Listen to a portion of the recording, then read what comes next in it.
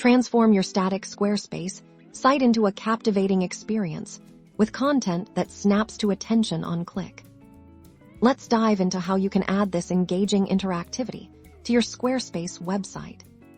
First, you'll need to navigate to the content block you want to make clickable and interactive. This could be a button, an image, a text block, or even an entire section.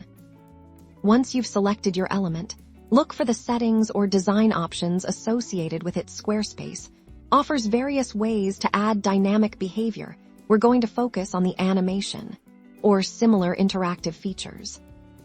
Within these settings, you'll find options for animations. Choose the on-click trigger. This tells Squarespace that the animation should only happen when a visitor clicks on this specific element. Now, select the animation effect you want to apply. Squarespace provides a range of preset animations. Think about what best suits your content. A circumflex euros, a subtle fade, a gentle zoom, or perhaps a movement experiment to find what delights your audience. For example, you could have an image that subtly zooms in when clicked, or a button that has a slight bounce for text. You might have it fade in extra details after the initial click.